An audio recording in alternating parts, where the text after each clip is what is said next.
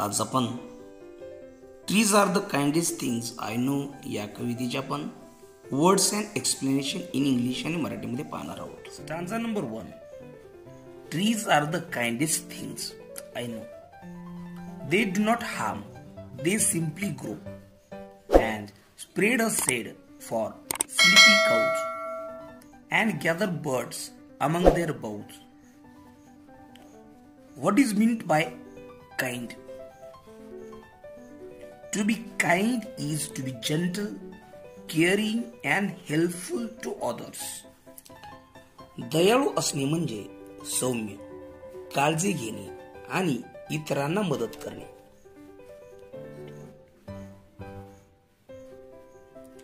They do not harm, they simply grow.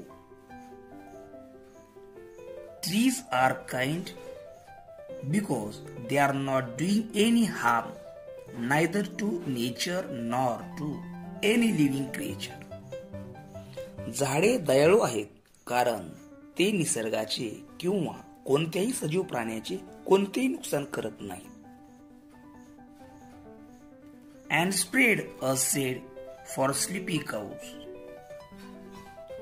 They provide shade to the sleepy cows. ते झोपलेल्या गायींना सावली देतात. And gather birds among their boughs. And provide a place for the birds to gather and to build their nest in their boughs or branches. येतात आणि पक्ष्यांना एकत्र येण्यासाठी आणि त्यांच्या फांद्यामध्ये घरटे बांधण्यासाठी जागा. Stanza number 7. They give us food in leaves above and wood to make our houses of, and leaves to burn on Halloween, and in the spring new buds of green. They give us food in leaves above and wood to make our houses of. The poet talks that the trees are kindest to human beings. They provide us with food, wood for building houses, and leaves full of beauty. कवी बोलतो की झाडं माणसावर दया करतात.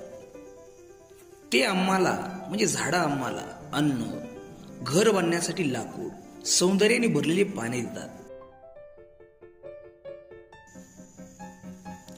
And leaves to burn on Halloween, and in the spring new buds of green. I think it is a tradition to burn leaves on Halloween to keep evil spirit out of their lives. Trees also bring us joy in springtime when it gets fresh leaves and flowers. मला वाटते की Halloween या सणा दिवशी वाईट आत्म्यांना त्यांच्या जीवनातून दूर ठेवण्यासाठी पाने जाळण्याची प्रथा आहे. झाडे आपल्याला वसंत ऋतूमध्ये आनंद देतात जेव्हा त्याला ताजी पाने आणि फुले येतात.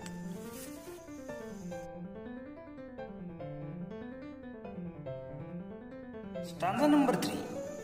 They are the first when days begun to touch the beams of morning sun. They are the last to hold the light when evening changes into night. They are the first when days begin to touch the beams of morning sun. Poet talks about the rising to great height of the trees.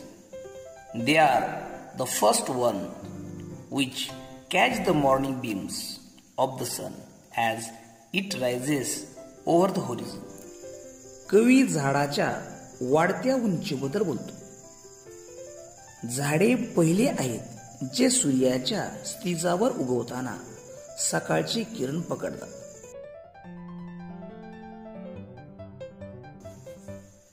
They are the last to hold the light when evening changes into night. The expression to touch the beams of morning sun make the tree tall, majestic and lofty, reaching out the sun with their many branches spread out. Leaves are the ones which hold the first ray of light and also the last ray of light from the sun. सकाळच्या सूर्याच्या किरणांना स्पर्श करणे या अभिव्यक्तीमुळे झाड उंच, भव्य आणि उदात्त बनते. त्यांच्या अनेक फांद्या सूर्यापर्यंत पोहोचलेल्या आहेत.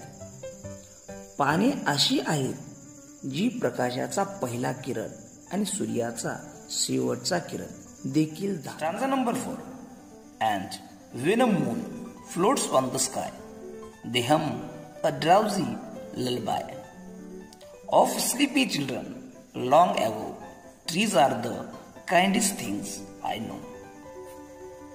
And when a moon floats on the sky, they hum a drowsy lullaby.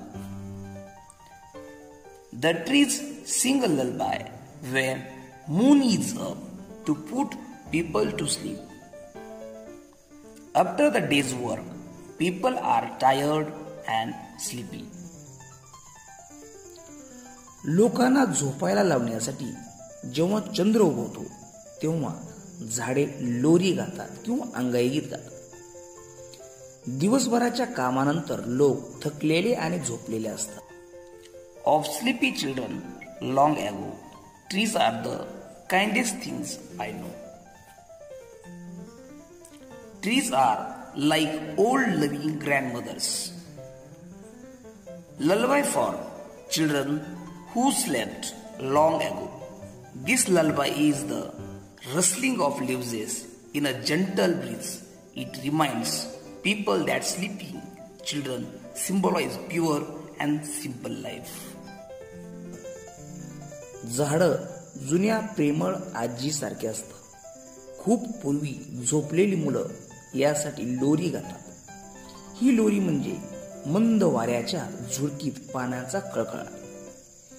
हे लोकांना आठवण करून देते की झोपलेली मुले शुद्ध आणि साधे जीवनाचे प्रतीक आहेत.